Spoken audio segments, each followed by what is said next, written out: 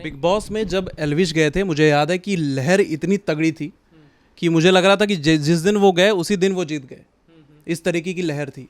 क्या आपको लगता है कि आपने सोशल मीडिया पर जितना भी देखा होगा, क्या आपको लगता है उस तरीके की लहर है आपकी?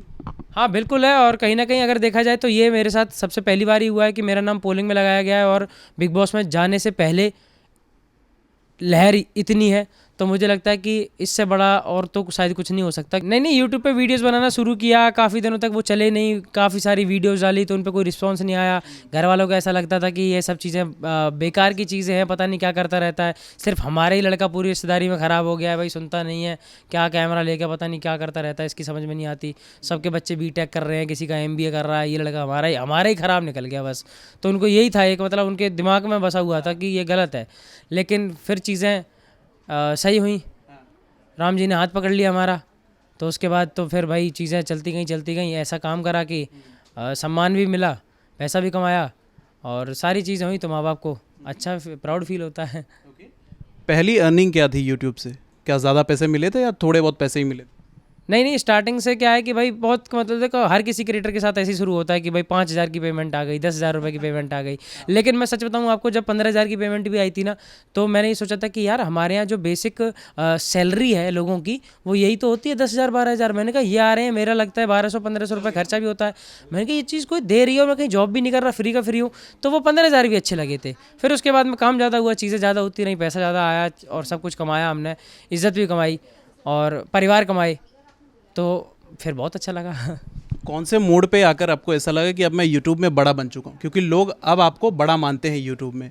19 मिलियन फॉलोअर्स हैं, आपके सब्सक्राइबर्स हैं। 2020 और 21 में जब मेरे पास यूट्यूब का एक नोटिफिकेशन आता है कि आप इस साल के टॉप 5 ब्रेकआउट क्रिएटर हो और ट्रेंडिंग क्रिएटर हो, जिन्होंने मतलब बिल्कुल सारा बदल के रख दिया, क्योंकि कोविड का समय चल रहा था तो हमारी वीडियोस एकदम ट्रेंड में चली गई थी, सिर्फ हम काम कर पा रहे थे।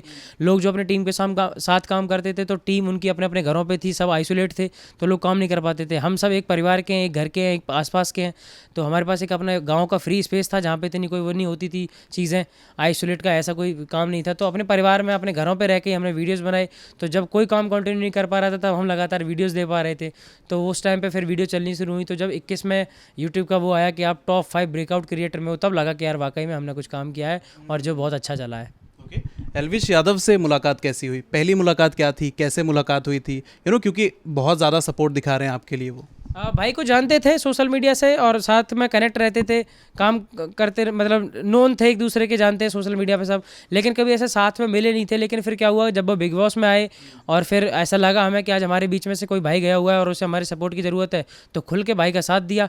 और सारे जो पीछे भाई काम कर रहे थे, कटारिया वटारिया भाई जो भी थे, और एक दो भाई और है, क्या नाम है, विनय भाई है, लवकेश कटारिया भाई, और जो जितने भी भाई थे उनके पीछे हमें लगा कि हमें अपने भाई का साथ देना चाहिए इस टाइम पे, जब सारे लोग साथ दे रहे हों और सब बढ़िया चल रहा हो हमारे यूट्यूब कम्युनिटी में से, और हमारे लोकल से कोई लड़का गया हुआ है तो सपोर्ट करना चाहिए। तो भाई खुल के सपोर्ट किया और बस ये सब चीज़ें चलती रही। बिग बॉस में जब एल्विश गए थे, मुझे याद है कि लहर इतनी तगड़ी थी कि मुझे लग रहा था कि जिस दिन वो गए उसी दिन वो जीत गए।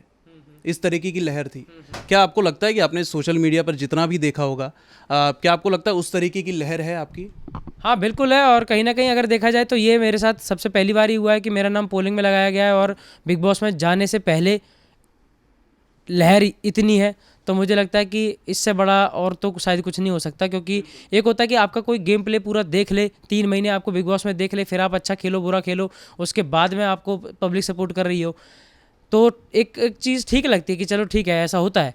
लेकिन आप गए नहीं हो, मैं अभी तक स्टेज पे चढ़ा नहीं हूँ, तब लोगों को मुझ पे इतना भरोसा है और वो मुझ पे इतना प्यार दिखा रहे हैं, ये एक सोच से बाहर की चीज़ है।